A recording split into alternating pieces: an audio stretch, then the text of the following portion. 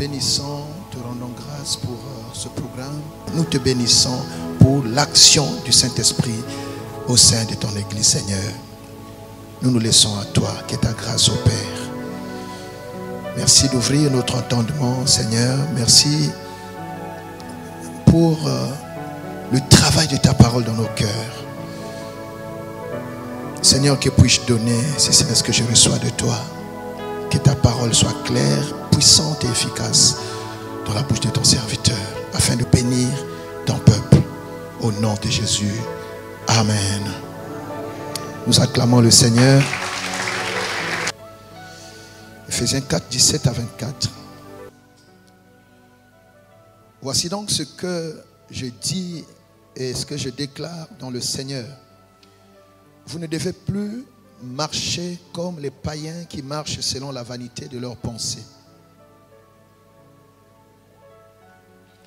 Ils ont l'intelligence obscurcie. Ils sont étrangers à la vie de Dieu à cause de l'ignorance qui est en eux, à cause de l'endurcissement de leur cœur. Ayant perdu tout sentiment, ils se sont livrés au dérèglement pour commettre toute espèce d'impureté jointe à la cupidité.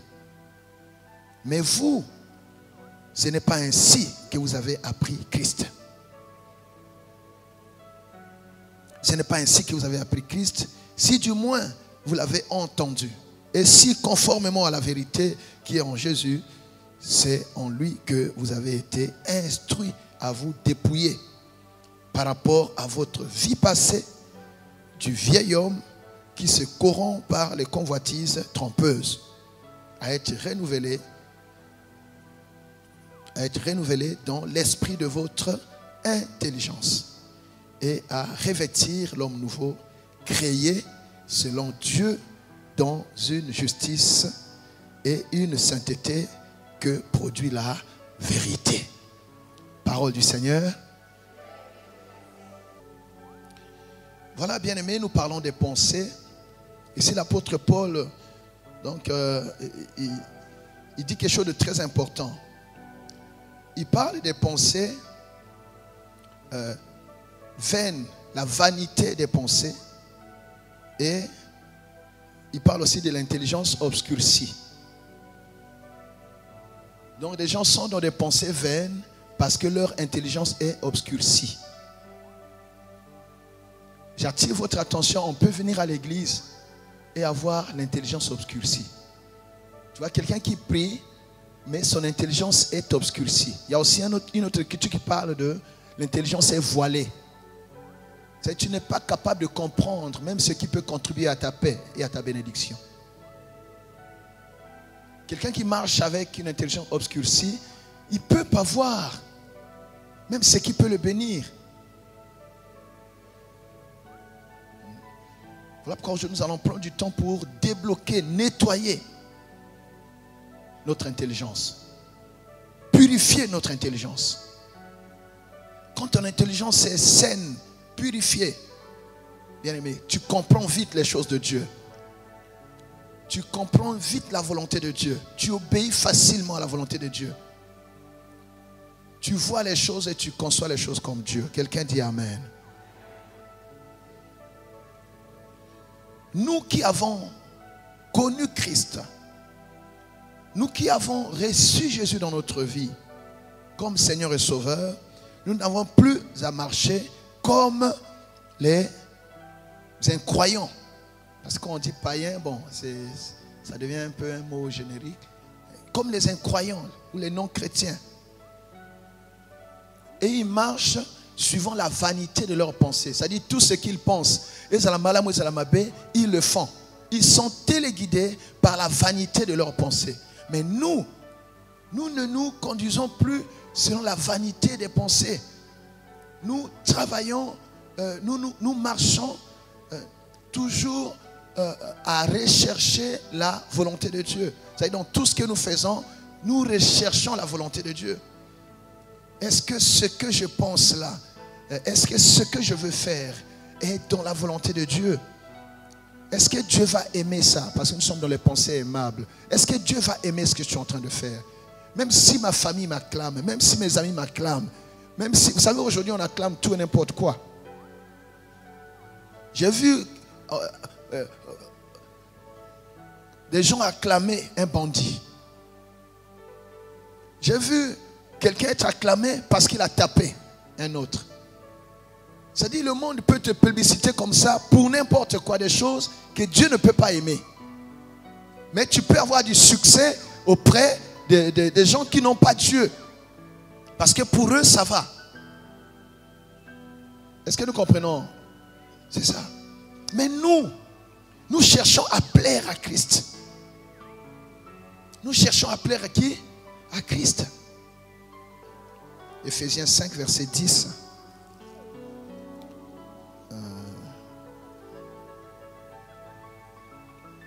Examinez ce qui est agréable au Seigneur. C'est-à-dire, tout ce que nous faisons, nous examinons ce qui est agréable au Seigneur.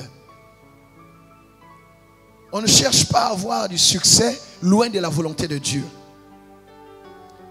On ne cherche pas à avoir des honneurs loin de la volonté de Dieu. Tout ce que nous faisons, nous examinons si ça plaît d'abord au Seigneur. Alléluia. Et tout ça, ça part des pensées. Les pensées. Et l'avantage que nous avons avec le Saint-Esprit, c'est que le Saint-Esprit nous convainc si on est sur le bon chemin ou pas. Amen. Le Saint-Esprit nous convainc, ces pensées, est-ce qu'elles sont bonnes ou elles sont mauvaises. Le Saint-Esprit en nous le dit. Ça, le monde ne l'a pas. C'est pour ça que nous sommes différents d'eux. L'homme naturel, il n'a pas cette aide-là. Le Saint-Esprit, c'est l'aide des croyants. Le Saint-Esprit vient t'aider pour dire attention, ce que tu veux faire là est mauvais. Attention, attention, attention. Alors maintenant, si tu n'écoutes pas le Saint-Esprit, Dieu va te laisser à ton sens se réprouver. C'est-à-dire, il va t'abandonner à... Ok, comme tu ne veux pas écouter, vas-y. Maintenant, quand tu vas te cogner là-bas, tu reviens en pleurant et il dira, je t'avais dit. Donc nous avons le Saint-Esprit qui nous convainc du péché, du jugement et de quoi? La justice de Dieu.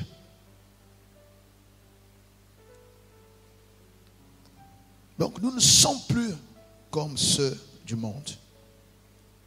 Ceux-là, ils marchent selon la vanité de leurs pensées parce qu'ils ont l'intelligence obscurcie. Leur intelligence n'est pas claire. Ils ne peuvent pas comprendre les choses de Dieu, l'intérêt de Dieu, la volonté de Dieu, ou même l'intérêt d'obéir à Dieu, l'intérêt de craindre Dieu. Ils ne peuvent pas comprendre ça. Ils font le mal, ils s'enfoncent encore dans le mal, ils avancent toujours dans le mal. Ils n'ont pas de frein. Alléluia. Mais nous avons le Saint-Esprit qui nous révèle la volonté de Dieu. Et la Bible dit, un peuple sans révélation est un peuple sans frein. Leur intelligence est obscurcie. Ils ne voient pas où est le trou, où est le danger. Ils avancent comme ça. Mais toi, tu n'es pas comme ça. Toi, tu as le Saint-Esprit. Dis avec moi, j'ai le Saint-Esprit. Est-ce que tu as reçu Jésus comme Seigneur et Sauveur? Qui n'a pas reçu Jésus comme... Ce n'est pas une honte. Hein? On fait ça toujours un jour. Qui n'a pas encore donné sa vie à Jésus ici? Vous savez, vous n'avez pas pris cet engagement de voilà, Seigneur, je te donne ma vie, je te reçois comme Seigneur et Sauveur dans ma vie. Je vais t'appartenir, pardonne mes péchés, fais de moi ton enfant. Qui n'a pas encore fait ça? Voilà. Donc, nous tous ici avons reçu Jésus comme Seigneur et Sauveur. La Bible dit ceci. Pour ceux qui reçoivent Jésus, ils reçoivent le don du Saint-Esprit. Répentez-vous, soyez baptisés pour le pardon de vos péchés et vous recevrez le don du Saint-Esprit. Donc quand tu as reçu Jésus, tu as reçu le don du Saint-Esprit. Donc tu as le Saint-Esprit en toi. Et le Saint-Esprit en toi, il fait quoi? Ceux qui se souviennent encore du séminaire du Saint-Esprit, il y a deux actions majeures. Le Saint-Esprit en toi, il vient établir la nature de Dieu en toi. La vie de Christ en toi. Première chose. Et quand tu as le baptême du Saint-Esprit, il vient t'apprendre à servir Dieu. À travailler pour Dieu. À manifester Dieu sur la terre. Amen. Oui. Et le don du Saint-Esprit, c'est pour t'aider à connaître la volonté de Dieu, à marcher selon la parole de Dieu, à aimer les voies de Dieu. Mais en attendant le retour de Christ, tu dois aussi servir Dieu. Tu dois parler de ton Sauveur à d'autres. Tu dois témoigner Christ. Tu es disciple, tu dois faire les disciples. Et pour cela, tu as besoin du Saint-Esprit. En termes de baptême maintenant. Tu vois, donc le Saint-Esprit en toi. Toi, tu as le Saint-Esprit. Peut-être que tu ne sais pas. Peut-être qu'il n'agit pas beaucoup parce que tu ne lui laisses pas la possibilité d'agir. Le Saint-Esprit en toi, il ne te laissera pas tranquille quand tu es dans le péché. Il va te déranger. Est-ce qu'il y a quelqu'un ici qui est dérangé quand il a péché? Personne ne t'a vu, mais toi-même tu as mal. Parfois tu as même peur de prononcer le nom de Jésus. Ça t'est déjà arrivé? Mais c'est parce que tu as le Saint-Esprit. Ça c'est un signe que tu as le Saint-Esprit. Mais ceux qui pêchent sans remords, sans regret, ça dit token de caca. Ils n'ont pas ça. Vous êtes là? Voilà. Donc, dis avec moi, j'ai le Saint-Esprit. Donc, il faut l'écouter. Et le Saint-Esprit, il fait quoi? Il renouvelle notre intelligence. On a lu ça le premier jour. Ne vous conformez pas au siècle, mais soyez transformés par le renouvellement de l'intelligence. C'est alors que nous aurons le discernement. Nous pourrons discerner ce qui est bon, agréable et parfait. C'est ça l'excellence. Donc l'excellence, c'est avec le Saint-Esprit qui renouvelle notre intelligence. Parce qu'il est lui-même l'esprit d'intelligence. Voilà. En fait, toutes ces choses qu'on dit, bien-aimés, c'est le Saint-Esprit qui produit cela en nous. C'est le Saint-Esprit qui produit cela en nous. Ce n'est pas la bagarre charnelle. C'est le Saint-Esprit qui produit cela en nous. C'est pour ça qu'il faut vraiment développer, faire toutes choses qui peuvent te permettre de développer une bonne relation avec le Saint-Esprit. Une personne qui aime la parole de Dieu, le Saint-Esprit sera son ami. Parce que le Saint-Esprit agit facilement là où la parole de Dieu est honorée. En fait, son travail, c'est pour accomplir les paroles de Dieu dans nos vies. C'est ça le travail du Saint-Esprit. Alléluia. Ils ont l'intelligence obscurcie. Ils sont étrangers à la vie de Dieu. Oui, ils sont étrangers parce qu'ils n'ont pas le Saint-Esprit. Ils n'ont pas la vie de Dieu en eux. Ils n'ont pas la vie de Dieu. On n'est pas pareil. Il y a des gens qui ont la vie de... Vous pouvez travailler dans un même bureau. Vous avez les mêmes diplômes. Mais il y en a qui ont la vie de Dieu. Il y en a qui n'ont pas la vie de Dieu. Toi, tu as le Saint-Esprit. Tu as la vie de Dieu en toi. Jésus habite en toi. Par le Saint-Esprit. Donc tu ne peux pas les imiter. Tu ne peux pas les prendre comme modèle. Tu ne peux même pas les envier. Est-ce que Dieu parle à quelqu'un, Bandeko?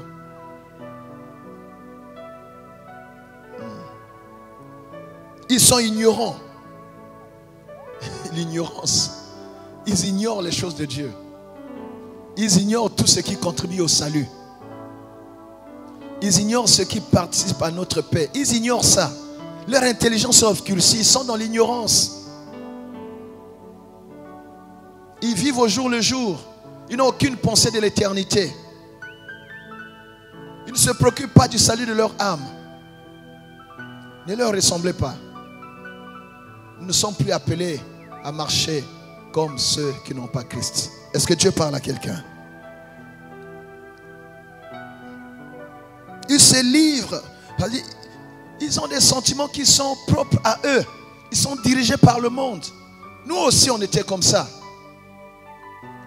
Si on peut parler de ces choses librement, juste parce que Dieu, dans son amour, il a fait quoi? Il nous a transportés du royaume des ténèbres au royaume de son Fils, Jésus-Christ.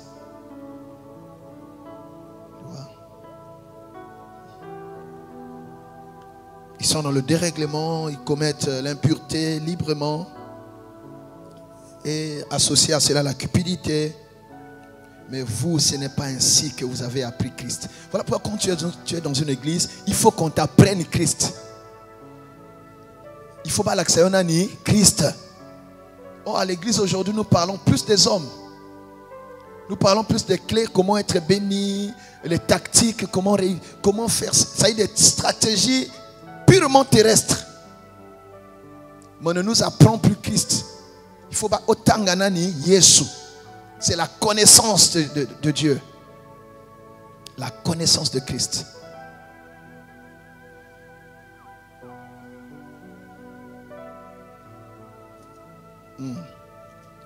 Attendez. Je parlais de la connaissance de Christ. Attendez, on va lire quelque chose.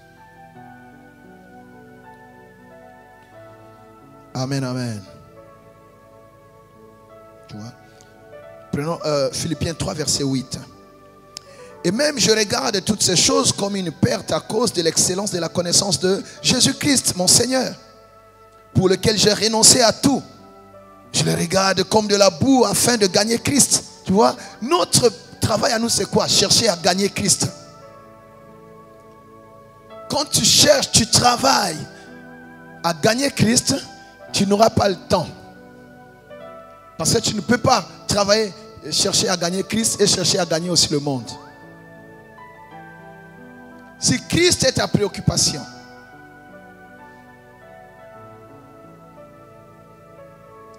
le monde ne sera pas un problème pour toi. Tu n'auras pas de place de t'occuper du monde. Parce que Christ va tellement t'occuper. Il y a tellement de richesses. Il y a tellement de valeurs. Il y a tellement de bénédictions. Il y a tellement de grâce à découvrir en Christ et en Dieu que tu n'auras pas le temps à perdre avec les choses du monde. Est-ce que Dieu parle à quelqu'un? Il faut apprendre Christ. Notre soif à nous-mêmes quand nous sommes dans nos maisons. Bien aimés, nous pouvons avoir des besoins, ça c'est une chose. Mais même quand tu es seul, ta prière c'est quoi? Seigneur, je veux te connaître. Je veux te connaître plus qu'avant. Je veux te connaître. Parce que la connaissance de Dieu nous éloigne du monde.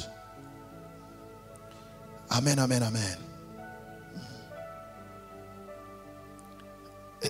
Écoutez ce que Paul dit. Mais vous, ce n'est pas ainsi que vous avez appris Christ. Si du moins vous l'avez entendu. Mais il y a des gens qui n'ont pas entendu. Ils sont à l'église, mais ils n'ont entendu que les choses de la terre. Ils n'ont entendu que comment jeûner pour se marier, comment jeûner pour avoir des enfants, comment jeûner pour avoir le travail. Ils n'ont pas entendu Christ. On ne leur a pas suffisamment parlé de Christ. Vous êtes là?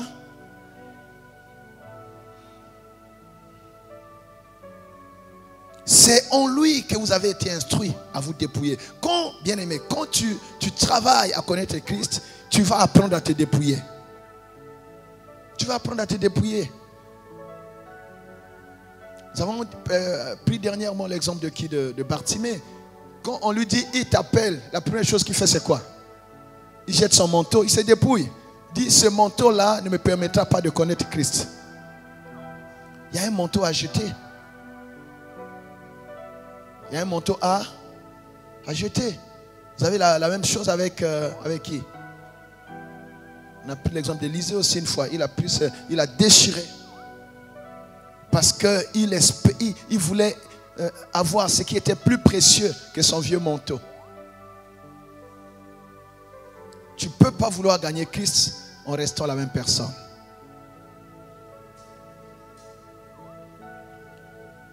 Nous sommes instruits à nous dépouiller par rapport à notre vie passée. Qu'est-ce que tu as été capable d'abandonner depuis que tu es en Jésus?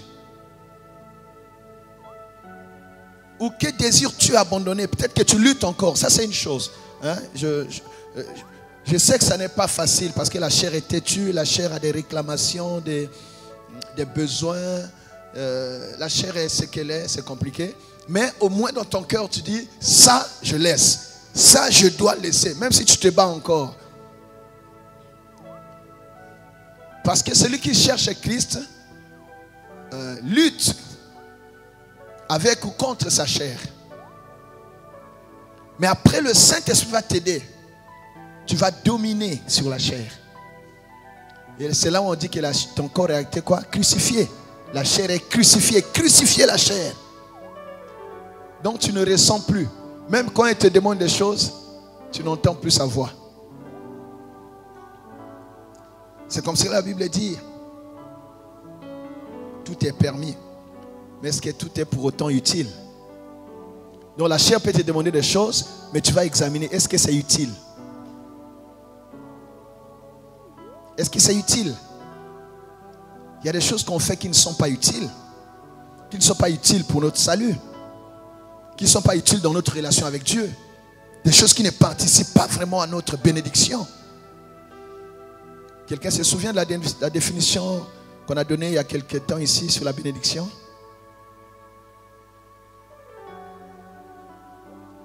La bénédiction, la vraie bénédiction, c'est la paix avec Dieu.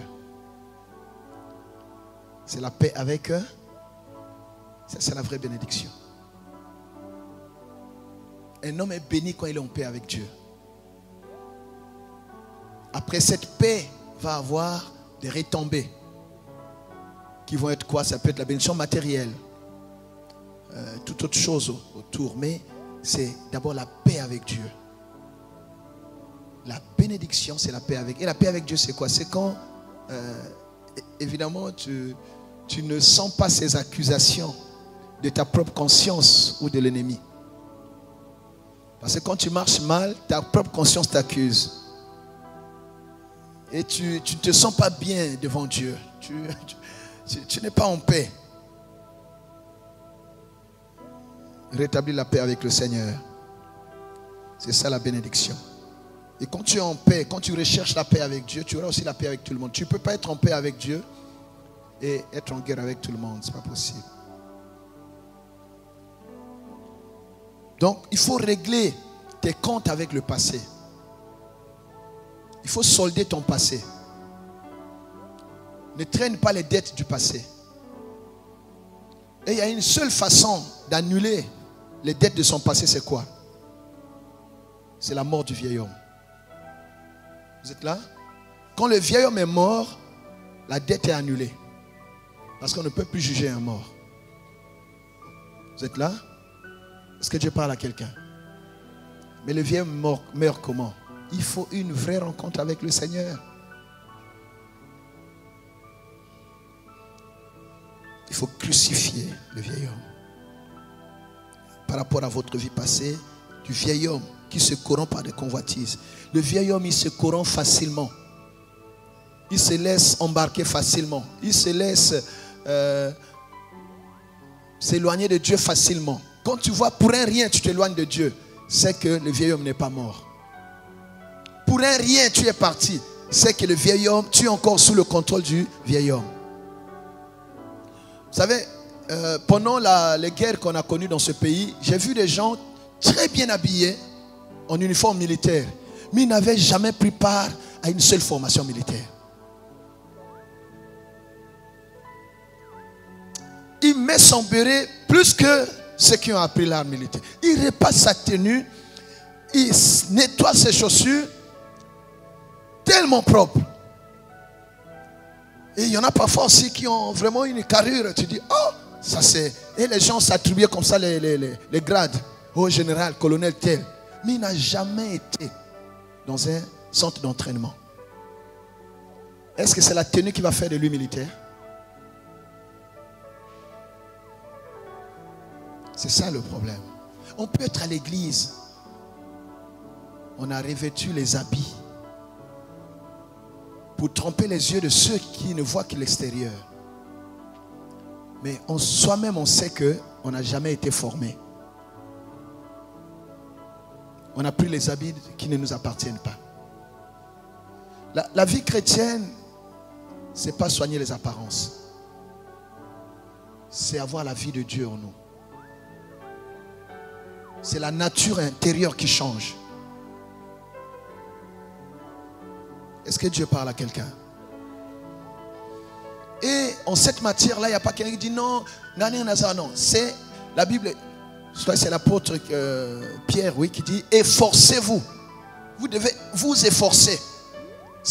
Tant que tu es sur la terre, c'est une bataille permanente. Tu dois toujours lutter. Parce que la chair cherchera toujours à reprendre le dessus. Solde le compte avec la chair. Dis à Wengwa, vieil homme, je règle mes comptes avec toi. Je te crucifie au nom de Jésus. Toi, ma chair, tu n'as plus de contrôle sur moi. J'ai donné ma vie à Jésus-Christ. Si je vis, ce n'est plus moi qui vis. C'est Christ qui vit en moi. Je ne t'obéirai plus au nom de Jésus. Tu ne me manipuleras plus au nom de Jésus. Toi, ma chair, le Saint-Esprit te contrôle. Au nom de Jésus, tais-toi avec tes mauvais désirs. Au nom d'eux, acclame le Seigneur.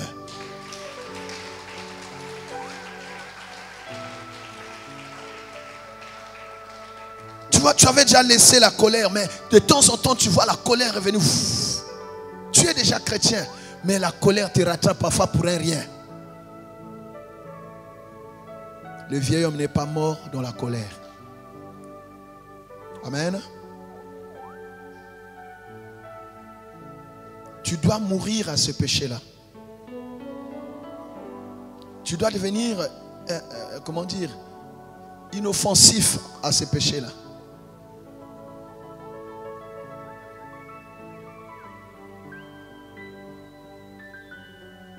Mourir dans la colère.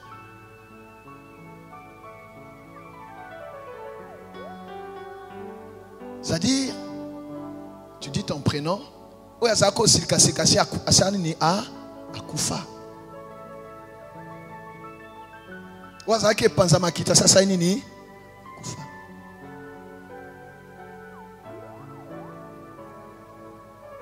Le problème, c'est parce que nous ne prenons pas beaucoup de temps à travailler sur notre caractère. Le temps que nous prions, nous passons à prier pour demander les choses. Si nous prenons aussi ce temps pour chercher la nature de Dieu, il y aura des résultats extraordinaires. Parce que quand la bénédiction de Dieu vient entre les mains du vieil homme, tu ne sauras même pas gérer ça. Tu vas gérer ça avec les vaines pensées. Tu vas gérer ça avec la légèreté que tu avais avant. Je vous dis. Mais quand Dieu donne les choses précieuses à quelqu'un qui est déjà préparé, changé, tout ce que tu feras, ce sera pour la gloire de Dieu. Tu peux avoir beaucoup d'argent, mais tu marcheras avec humilité. Ta position ne sera pas un problème pour les autres. Tu seras une bénédiction pour les autres, non un problème. Mais quand on donne la puissance financière à quelqu'un qui est encore orgueilleux, qui est arrogant et tout, il va être un problème, même pour sa famille. Il faut mourir à ces choses-là. Le vieil homme doit faire quoi? Il doit... Donc aujourd'hui, j'autorise que tu sois un assassin. Tu dois tuer le vieil homme. Tu prends le marteau de la parole, tu ne casses pas. On a dit en Jésus-Christ, je suis une nouvelle créature. Toi, c'est qui encore? Depuis quand quelqu'un qui est mort peut revenir? Il n'y a pas de relation entre les morts et les vivants. Toi, tu es revenu comment? Colère, comment tu es revenu en moi? Mensonge, comment tu es revenu en moi? Au nom de Jésus, on se sépare avec toi aujourd'hui. Et c'est Dieu parle à quelqu'un.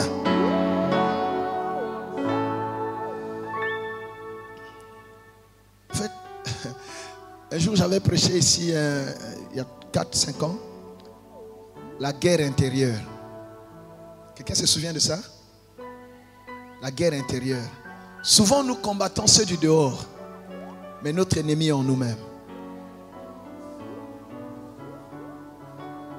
Et ce sont des guerres plus longues et difficiles à résoudre, à vaincre. Un ennemi intérieur est difficile à combattre. Parce qu'il te connaît tellement, il connaît tes habitudes, il te laisse aller, mais il va toucher au moment. Tu te surprends, tu es déjà. Mais il est là avec toi. Tous les ennemis intérieurs, on doit les exterminer aujourd'hui. Les ennemis intérieurs, peut-être qu'on verra aussi un aspect dans les prières de combat un jour par rapport à ça. Les ennemis intérieurs font le relais de ceux du dehors. Si quelqu'un veut t'atteindre, il sait qu'en toi il y a la sémence de la colère. Donc il va passer par la colère pour que tu détruises ce qui est dans ta propre maison. Amen. On verra ça.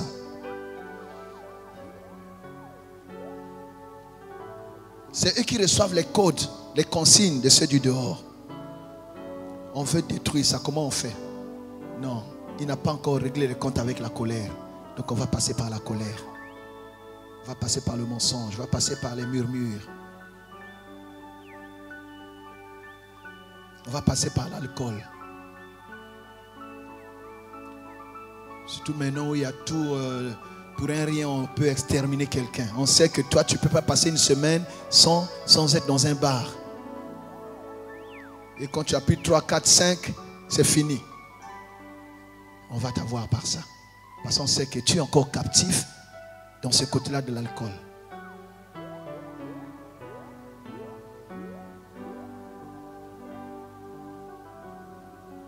Mais nous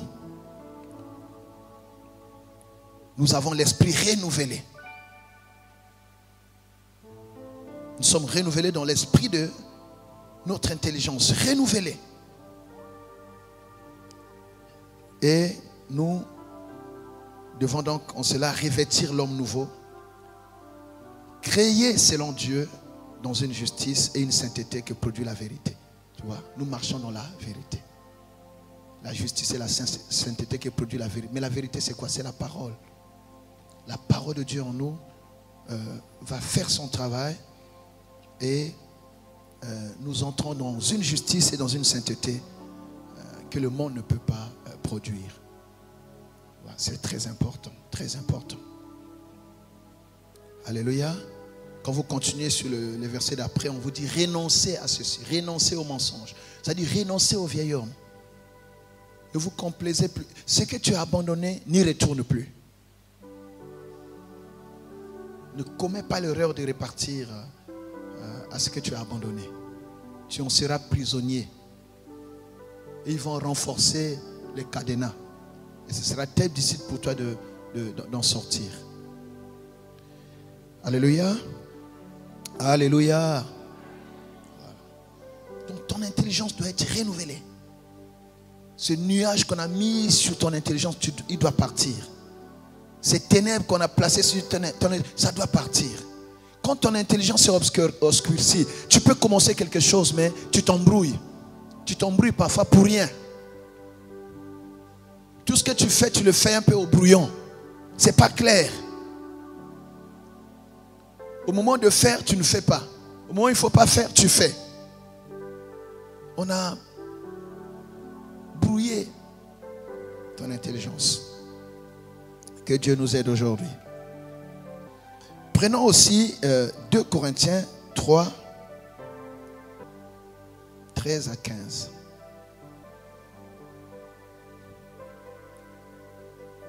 Et nous ne faisons pas comme Moïse qui mettait un voile sur son visage pour que les fils d'Israël ne fixent pas les regards sur la fin de ce qui était passager. Bon, prenons 14, c'est plus simple.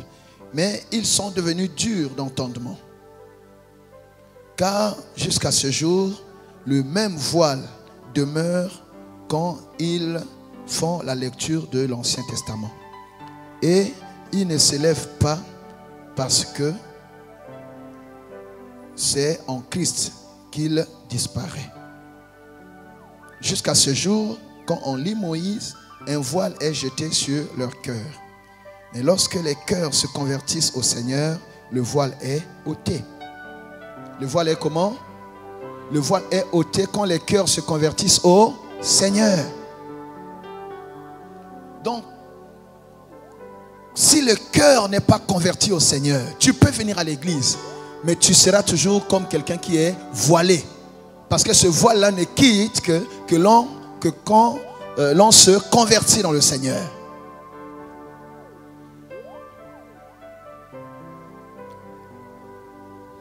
Donc s'il y a un voile sur toi, un voile sur ton intelligence, un voile sur ta vie, il doit être quoi? Ôté. Pourquoi?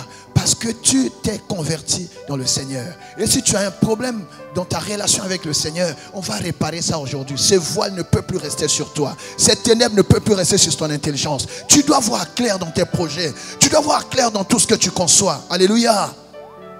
quand ton intelligence est obscurcie, quand tu as un voile sur toi, bien-aimé, tu ne peux pas avancer dans la vie. Tu ne peux pas avancer dans les projets. Tu ne peux pas avancer même dans ta vie chrétienne. Une personne voilée ne peut pas avancer. Tu perds du temps là où les autres font du progrès.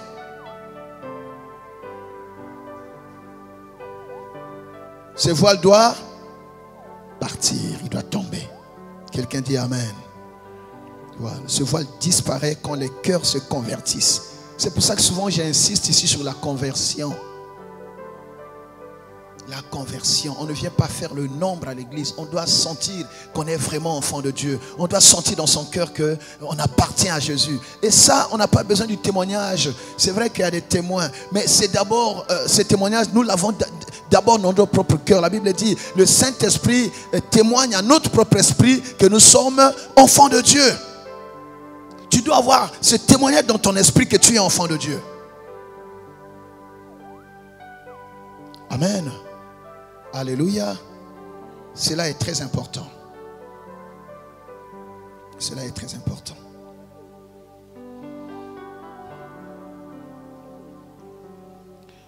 C'est pour cela que Paul va dire aux Romains qu'on n'est pas chrétien ou on n'est pas juif simplement parce qu'on est né d'Abraham. On est juif par la circoncision du cœur. Romains 2, 29.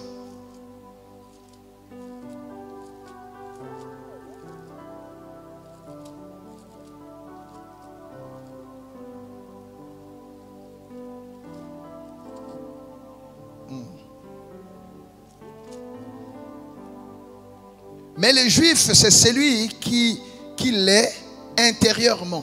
Vous voyez? Le juif, c'est celui qui l'est intérieurement. Et la circoncision, c'est celle du cœur, selon l'esprit et non selon la lettre. La louange de ce juif ne vient pas des hommes, mais de Dieu. Donc c'était en fait cette lutte-là qui avait, voilà, nous sommes les vrais juifs. Bon, ceux, les païens, non, c'est pas possible. Maintenant, Paul leur a expliqué. Il dit, le problème, c'est pas la loi, le problème, c'est la circoncision du cœur. La conversion, c'est une action spirituelle. C'est pas simplement le fait d'appartenir à, voilà, je suis dans une famille de chrétiens. Non, c'est pas ça. C'est la circoncision de ton cœur, ce changement intérieur. Et c'est personnel. Amen. Prenons Romains 4, verset 11. Romains 4, verset 11. Et il reçut le signe de la circoncision comme sceau de la justice qu'il avait obtenu par la foi quand il était incirconcis, afin d'être le père de tous les incirconcis qui croient pour que la justice leur soit aussi imputée. Donc c'est par la foi. Abraham était encore, voilà, là-bas en Chaldée, mais quand Dieu l'a appelé, il a compris. Il a fait confiance, il a eu la foi en Dieu, il est sorti. Donc c'est par le même procédé. Et en cela, tous ceux qui croient aujourd'hui, automatiquement, ils deviennent fils d'Abraham. Fils d'Abraham, par la foi. Par la foi. La circoncision du cœur. Alléluia. Oh, je prie que le Seigneur, vraiment, par sa grâce, que nous soyons circoncis de cœur. Tous, que nous soyons tous circoncis de cœur. Quelqu'un dit Amen, Dieu le bénit. Que faut-il faire? Que faut-il faire quand on a des pensées où l'intelligence obscurcit, des pensées vaines, quand on est voilé? C'est un problème de cœur. Seigneur, circoncis mon cœur. Car la relation avec Dieu, c'est une question de cœur. C'est dans le cœur. Seigneur, circoncis mon cœur. Parce que quand notre cœur est circoncis, nous saurons, bien aimé, choisir qu'est-ce qui est aimable à Dieu et qu'est-ce qui ne lui est pas agréable. Nous avons lu Ephésiens 5, 10, c'est ça? Examinez ce qui est agréable au Seigneur. Mais tu ne sauras pas discerner ce qui est agréable à Dieu si ton cœur reste naturel, si tu restes voilé. Donc la prière que nous faisons aujourd'hui, c'est Seigneur, circoncis mon cœur. C'est une très bonne montagne si chacun comprend cela. La vie chrétienne, ce n'est pas venir à l'église, parler, on t'enseigne comment prier, tu pries, non. C'est une relation. Tu dois parler à quelqu'un dont tu es sûr qu'il t'entend. Et ça, c'est le cœur. La colère, la haine, les jalousies, les sentiments divers proviennent d'où? Du cœur. La circoncision du cœur. La haine vient du cœur.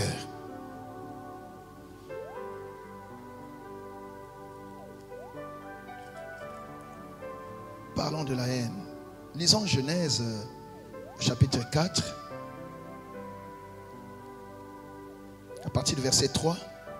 Au bout de Genèse 4, à partir du verset 3. Au bout de quelques temps, Caïn fit à l'Éternel une offrande des fruits de la terre. Et Abel de son côté en fit une des premiers-nés de son troupeau et de leur graisse. L'Éternel porta un regard favorable sur Abel et sur son offrande. Mais il ne porta pas un regard favorable sur Caïn et sur son offrande. Caïn fut irrité, il fut très irrité et son visage fut abattu. Et l'Éternel dit à Caïn: pourquoi es-tu irrité et pourquoi ton visage est-il abattu? Certainement, si tu agis bien, tu relèveras ton visage. Et si tu agis mal, le péché se couchera à la porte et ses désirs se porteront vers toi. Mais toi, domine sur lui. Toi, fais quoi? Domine sur les pensées mauvaises. Domine sur les pensées vaines. Domine sur la haine. Domine sur la colère. Domine sur ce mauvais désir qui veut te ramener encore là où tu as déjà quitté. Cependant, Caïn adressa la parole à son frère. Quand il adresse la parole, son cœur est déjà mauvais. Ça ne pouvait pas être une bonne parole. Il adressait la parole à son frère Abel. Mais comme ils étaient dans le champ, Caïn se jeta sur son frère Abel et le tua. Mais c'est parti d'où? Des mauvaises pensées. Il fut irrité dans son cœur. Il a conçu un projet de meurtre. Et Dieu lui a dit: attention, si tu agis bien, tu relèveras ta tête. Mais si tu agis mal, c'est fini. Pourquoi? Parce que le péché est à ta porte. Mais toi, domine sur le péché. Le péché sera toujours là en train de rôder autour de nous. Parce que nous ne vivons pas dans un monde à nous seuls. Voilà, ça c'est la ville où ne vivent que des chrétiens. Non. Quand tu vas travailler, tu vas côtoyer les non-chrétiens. Quand tu vas au marché, tu vas côtoyer les ngangas. Parfois, la personne qui te vend la viande au marché, alors qu'il n'a pas de mais à Tekio quand même. Donc tu es là, tu vas, oui. La personne que tu salues, tu ne sais pas.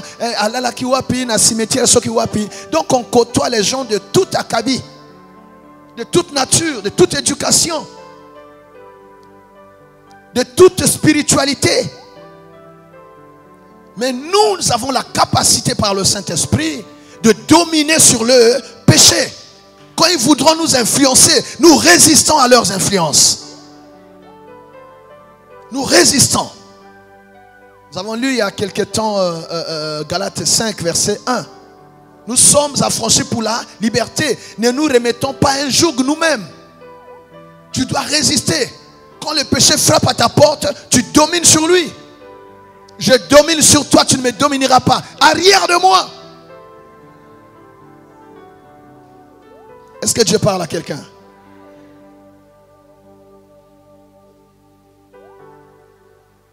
Tu vois, il a conçu, il était irrité dans son cœur, il a conçu.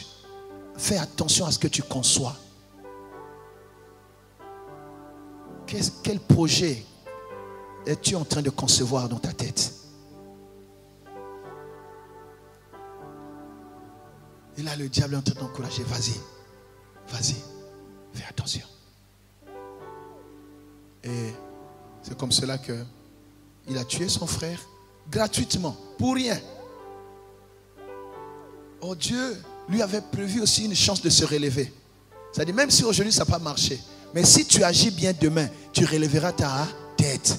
Tu peux te relever. N'envie personne. Dieu réserve toujours une occasion à chacun de nous de se relever.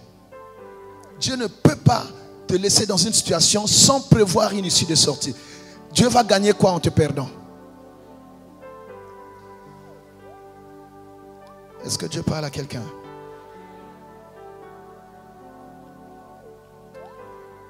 Voilà. Les pensées mauvaises, il faut faire attention avec ça. Il faut faire attention avec ça, les amis. Ne pas laisser les mauvaises pensées s'établir en nous. C'est très dangereux, très très dangereux.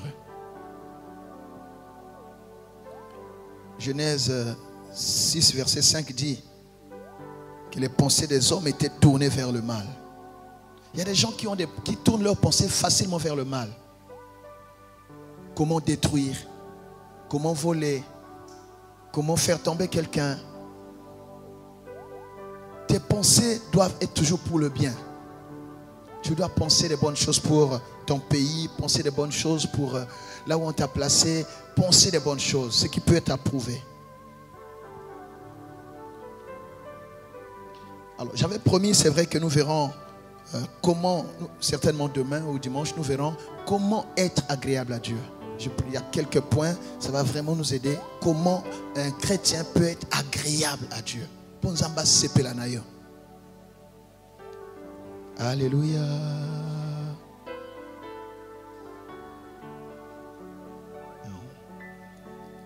Que Dieu nous aide. Quand vous lisez Actes 5, versets 3 à 4, vous parlez toujours des mauvaises pensées qu'il ne faut pas laisser pousser dans nos cœurs. Actes 5, 3 à 4. On a déjà lu ça il n'y a pas longtemps.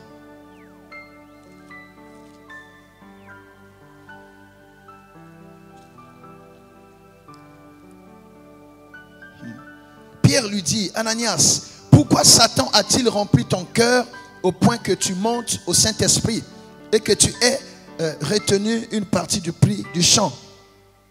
S'il n'avait pas été vendu, ne te resterait-il pas? Et après qu'il a été vendu, le prix n'était-il pas à ta disposition? Comment as-tu pu mettre en ton cœur un pareil dessein?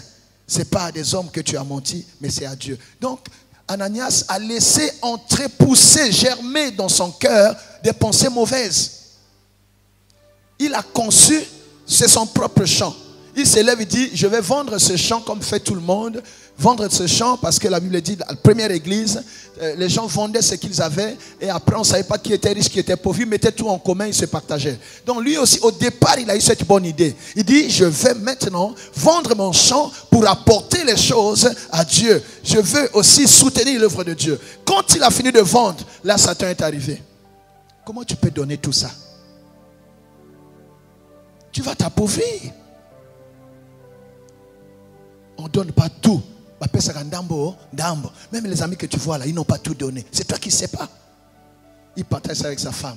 Sa femme dit, on a des enfants. Ils vont étudier comment? On donne d'abord un peu. Ça, on travaille. Après, on va encore.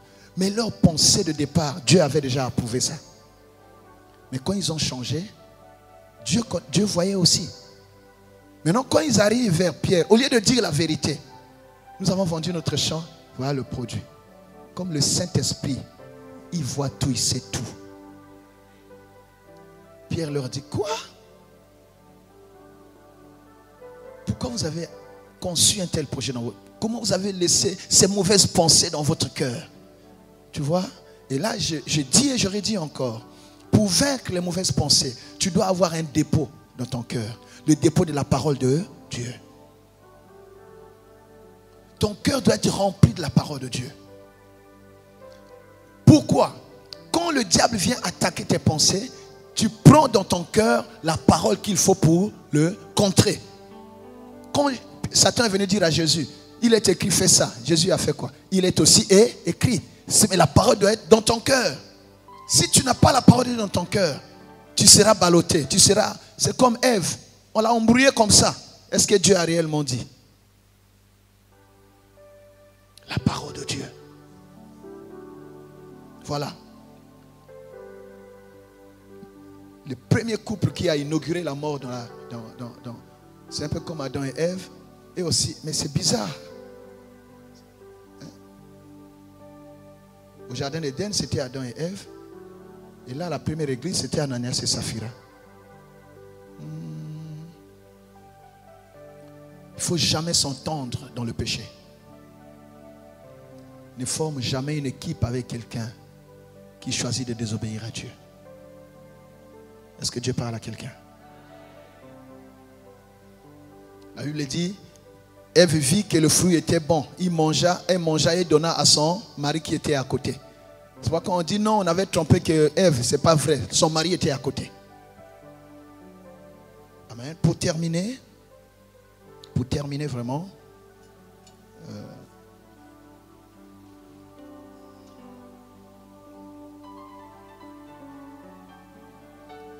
qu'est-ce qui fait aussi que nous développions des mauvaises pensées, des pensées qui ne soient pas aimables?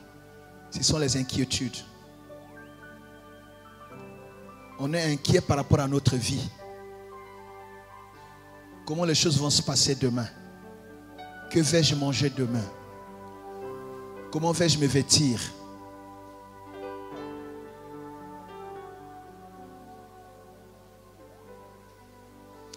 La peur du lendemain. C'est ça aussi la source de mauvaises pensées.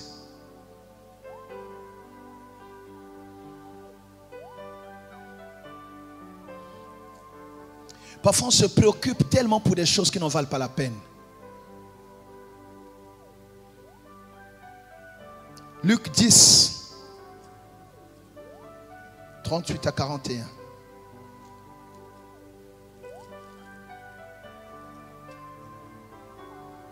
Comme Jésus était en chemin avec ses disciples, il entra dans un village et une femme nommée Marthe le reçut dans sa maison. Elle avait une sœur nommée Marie qui s'était assise au pied du Seigneur, écoutant, qui était assise au pied du Seigneur, qui s'étant assise au pied du Seigneur, écoutait sa parole. Marthe, occupée à divers soins domestiques, survint et dit, Seigneur, cela ne te fait-il rien que ma sœur me laisse seule pour servir? Dis-lui donc de m'aider. Le Seigneur lui répondit, Marthe, Marthe, tu t'inquiètes et tu t'agites pour beaucoup de choses. Il y a des gens qui s'inquiètent et s'agitent pour beaucoup de choses, mais pour rien. Une seule chose est nécessaire. Marie a choisi la bonne part qui ne lui sera point ôtée. Tu t'inquiètes trop pour rien. Tu t'agites trop pour rien. Tes pensées voyagent trop pour rien. Marthe était occupée à trop de choses inutiles. Inutiles. Dans tes pensées, choisis ce que Dieu peut apprécier. Choisis ce qui est aimable. Matthieu 6, 25, à partir du verset 25. Je sais qu'on lit beaucoup ce passage, mais écoutez ça attentivement. C'est pourquoi je vous l'ai dit, ne vous inquiétez pas pour votre vie de ce que vous mangerez, ni pour votre corps, de quoi vous serez vêtus. La vie n'est-elle pas plus que la nourriture, et le corps plus que le vêtement? Regardez les oiseaux du ciel. Ils ne sèment ni ne moissonnent. Ils n'amassent rien dans les greniers. Et votre Père céleste les nourrit. Ne valez-vous pas beaucoup plus que qui de vous, par ses inquiétudes, peut ajouter une coudée à la durée de sa vie? Vous êtes là? Et pourquoi vous inquiétez au sujet du vêtement? Considérez comment croissent les lits des champs. Ils ne travaillent ni ne filent. Cependant, je vous dis que Salomon même, dans toute sa gloire, n'a pas été vêtu comme l'un d'eux. Si Dieu réveille ainsi l'herbe des champs qui existe aujourd'hui et qui demain sera jetée au four, ne vous vêtira-t-il pas, À plus forte raison, gens de peu de foi. Ne vous inquiétez donc point et ne dites pas que mangerons-nous, que boirons-nous, de quoi serons-nous vêtus, car toutes ces choses, ce sont les païens qui les recherchent. Votre Père Céleste sait que vous en avez besoin. Cherchez premièrement le royaume et la justice de Dieu, et toutes ces choses vous seront données par-dessus. Ne vous inquiétez donc pas du lendemain, car le lendemain aura soin de lui-même. À chaque jour suffit sa peine. Alléluia. Voilà, bien-aimé. Voilà, bien-aimé. Dieu te connaît. Dieu est ton Père. Si moi, avec le peu que je suis, je peux prendre soin de mes enfants, je peux faire des projets pour eux. Il y a des choses que je dis, ça je donnerai à mon enfant cette année, ça je donnerai l'année prochaine. Croyez que Dieu, qui est notre Père, qui en plus de nous avoir créés, nous a sauvés par le sang de son Fils unique Jésus-Christ, il ne peut pas prendre soin de nous, il ne peut pas planifier des choses dans notre vie. Nous nous inquiétons beaucoup pour rien. Dieu veut te dire ce matin qu'il est au contrôle de cette situation. Il sait tout ce qui se passe dans ta vie. Il se lèvera au moment fixé et tu sauras qu'il ne t'a pas abandonné. La marge de manœuvre de tes ennemis, c'est lui qui permet jusque-là. Mais quand il va se lever, il va arrêter tout ça. Il te prend en charge. Il te nourrit. Est-ce que tu peux te demander comment est-ce que tu as atteint cet âge-là? Est-ce que tu peux penser un seul instant les pièges desquels Dieu t'a délivré, les maladies dont tu t'as guéri, les complots auxquels tu as échappé? Est-ce que tu peux te demander? Tu ne vis pas par toi-même. Cet âge que tu as atteint, ce n'est pas tes efforts. Il y a des gens qui ont prié plus que toi qui ne sont plus vivants. Il y a des gens qui ont fait des efforts plus que toi qui ne sont plus vivants. Si tu es là, c'est la grâce de Dieu, c'est l'amour de Dieu, c'est la protection de Dieu. Il sait ce qu'il va faire dans ta vie. Jamais les sorciers de ta famille ne seront plus forts que ce Dieu-là qui te garde. Jamais les méchants ne seront plus forts que l'amour de Dieu dans ta vie. Dieu est au contrôle. Il te prend en charge. Ne t'inquiète de rien. Celui qui t'a gardé jusqu'aujourd'hui, malgré les défis, malgré les combats, malgré l'adversité, il ne t'a pas abandonné. Il est avec toi. Il va te porter. Il va te prendre en charge. Et d'ailleurs, tu vas te rendre compte que malgré les combats, tu es là. Tu es là. Les combats que tu as, si on donne ça à quelqu'un d'autre, il ne pourra pas tenir. Mais pourquoi tu tiens? Parce que Dieu a mis en toi la force. Tu es plus fort que cette épreuve. Tu es plus fort que cette tentation. Dieu ne t'a pas abandonné, ma soeur. Dieu n'a pas abandonné, mon frère. Dieu est au contrôle de la situation. Il est au courant des complots qu'ils font. Il est au courant des démarches qu'ils font. Il est au courant des pièges qui te tendent. Dieu est au contrôle. Ce qui est vrai, Dieu ne te livrera pas entre leurs mains. Quelqu'un dit Amen.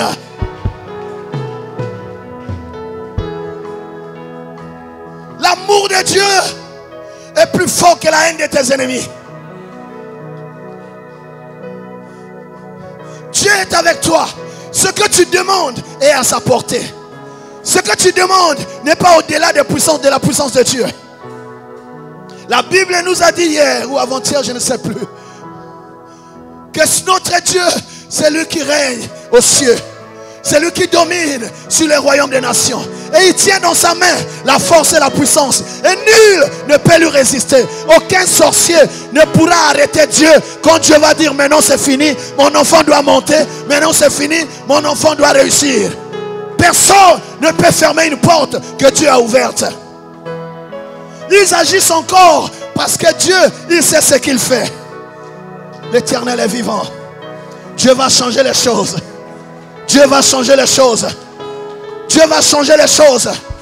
Loin de toi l'idée que Dieu t'a abandonné. Loin de toi l'idée que Dieu t'a délaissé. La Bible dit ceci. Une mère abandonne-t-elle son enfant qu'elle a allaité pendant 9 mois, qu'elle a porté pendant 9 mois? Quand elle le ferait, moi l'Éternel votre Dieu, je ne vous abandonnerai point. car je vous ai gravé dans la paume de ma main. Quand les montagnes chancelleraient. Alléluia. Alléluia. La Bible dit dans Ésaïe 54 verset 10, quand les montagnes s'éloigneraient, mon amour ne s'éloignera point de toi. Alléluia. Quand les collines chancelleraient, mon alliance de paix ne chancellera pas. Dieu ne t'a pas abandonné. Dieu ne t'a pas délaissé. Dieu va relever ces défis. Dieu va changer cette histoire. Il est le maître des temps et des circonstances. Tu n'es pas en retard. Ne vis pas par rapport aux gens. Ne vis pas par rapport à ceux de ta génération. Ta vie est dans la main de Dieu. Dieu sait ce qu'il fait. Il sait ce qu'il fait. Arrête de t'inquiéter. Très bientôt tu sortiras du tunnel. Très bientôt le jour va se lever. Très bientôt on te verra là où on t'avait enlevé. Très bientôt on te verra là où Dieu t'a installé. Laisse les moqueurs se moquer de toi. Dieu va faire cesser les discours moqueurs. C'est Dieu qui a le dernier mot sur ta vie. Et s'il y a quelqu'un qui dit Amen.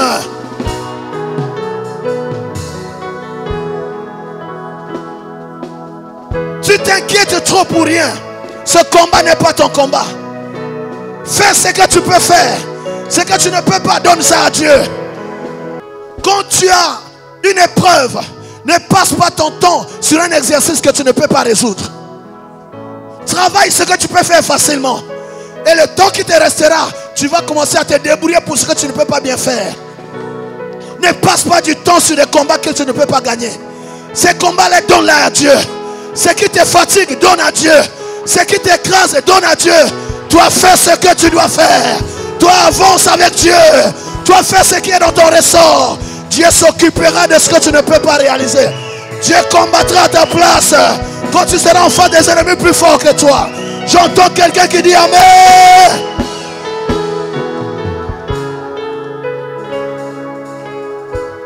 Il y a un temps pour tout. Dieu va s'occuper de lui. Ce Goliath, Dieu va s'occuper de lui. Cette armée qui s'est formée, Dieu va la disperser. Toi, travaille sur ce que tu peux faire. Toi, avance sur ce que tu peux faire. Oh mon Dieu, lève-toi, on va prier.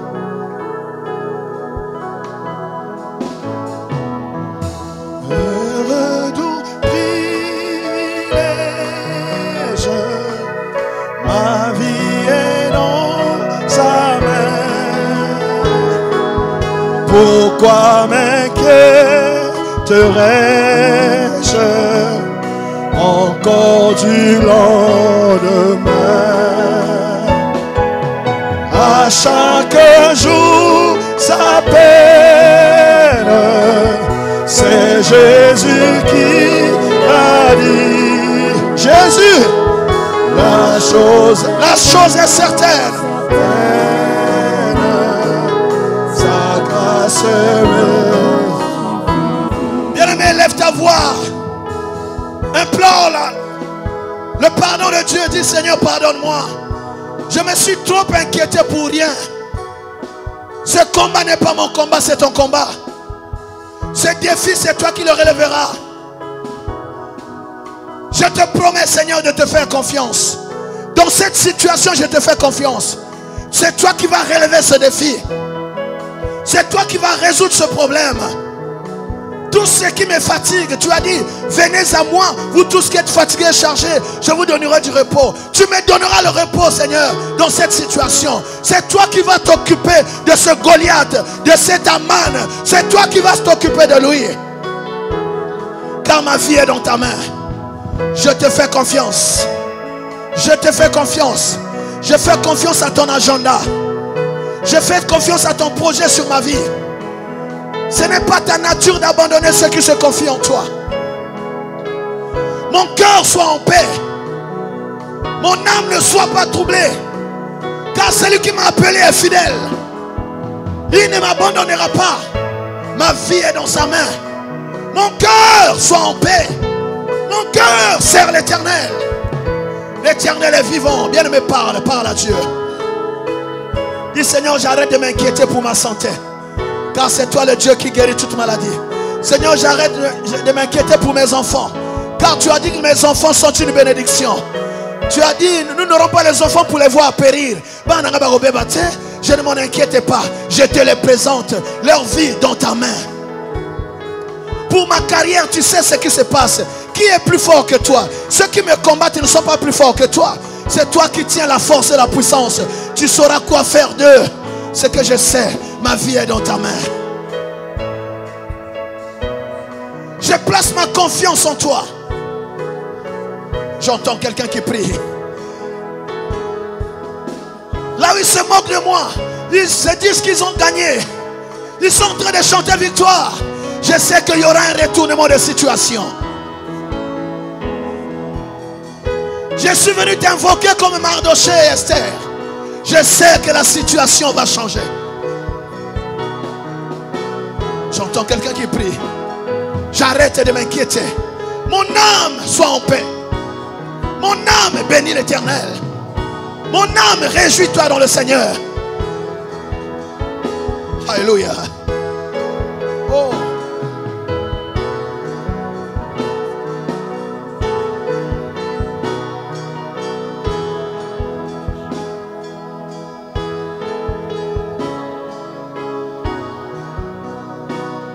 Oh.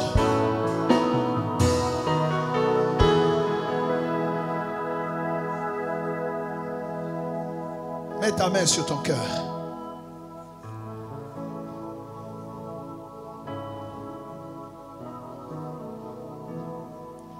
Parle à toi-même. Parle à toi-même. Cite ton nom.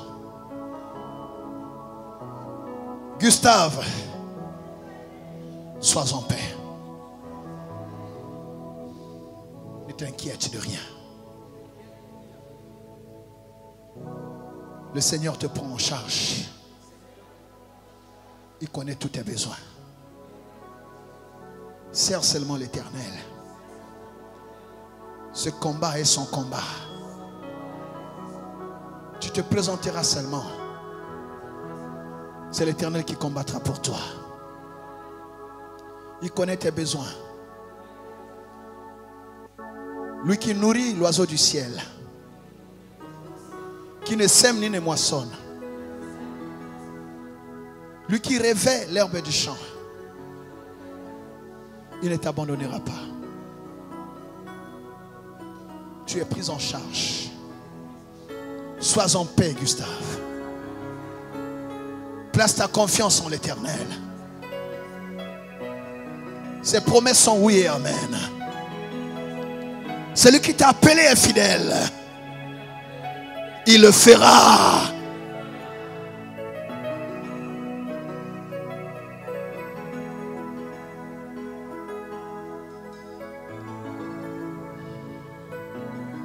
Prie maintenant le Seigneur, dit Seigneur, circoncis mon cœur. Purifie mon cœur. Que toute pensée qui n'est pas de Dieu soit déracinée. Soit déracinée. Soit déraciné. Tout ce qui est du vieil homme, je te déracine au nom de Jésus. Toi vieil homme, avec ta colère, avec tes péchés, ton iniquité, au nom de Jésus, je te déracine de ma vie. Toi vieil homme, tu ne reviendras pas en moi. Tu ne reviendras pas en moi avec tes inquiétudes, avec tes doutes, avec ton incrédulité. Toi vieil homme, avec tes envies, au nom de Jésus, je te crucifie vieil homme. Tu ne reviendras plus en moi. Au nom de Jésus. Tu as raison d'espérer en l'Éternel. Sois fortifié par le Saint-Esprit. Sois encouragé par la parole de Dieu.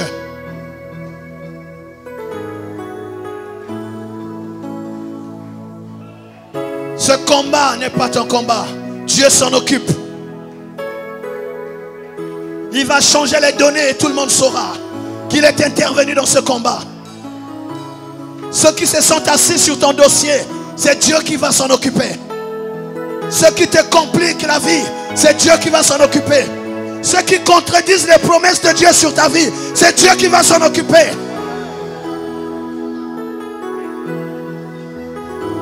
Ce qui défie ta foi, le Dieu en qui tu as placé ta confiance, va honorer ta foi. Reçois un esprit tranquille.